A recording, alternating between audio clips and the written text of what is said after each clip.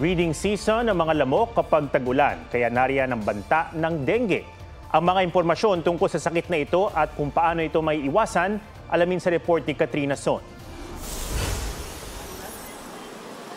Ngayong nakakaranas na ng paminsan-minsang pag-uulan, hindi nalalayo ang pagdami ng mga lamok. Ito kasi ang breeding season nila. Ang sanggol na pamangkin ni Kevin Roy Singh, namatay sa dengue ilang taon nang nakararaan. 1 year and 11 months po siya. Tapos late na na-detect ng doktor na dengue pala yung sakit niya. Kaya ngayon, bago pa man magtag-ulan, naglilinis na sila ng kapaligiran.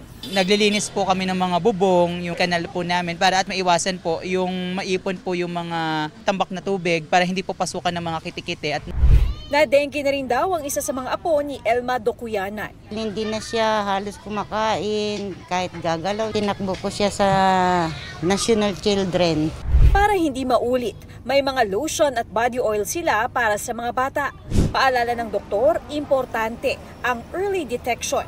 Huwag ipagwalang bahala kung may sintomas ng dengue tulad ng lagnat, pagsakit ng katawan, pagsakit ng ulo na nararamdaman sa likod ng mata, pagsakit ng likod, pagsusuka, pagdurugo ng ilong o gilagid at rashes sa katawan. Dengue can actually be dangerous, lalo na sa mga tao na pangalawa o pangatlong beses na magkakaroon ng dengue, sa mga taong overweight. And if untreated, patients who have dengue can have a mortality rate of 10 to 20%. Huwag daw maniniwala sa sabi-sabi na bata lang ang kinakagat ng mga lamok. Hindi rin daw totoong sa gabi lang kumakagat ang lamok na may dalang dengue. Dengue-carrying mosquitoes are actually day biters. They are most active for approximately 2 hours after sunset and after sunrise and 2 hours before sunset.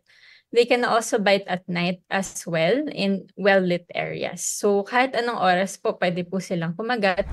Magbasa rin daw ng label dahil may insect repellent lotion na hindi pwede sa mga sanggol. Chemicals are used to make these formulations. So some of these chemicals are not safe for 6 months or 7 months old.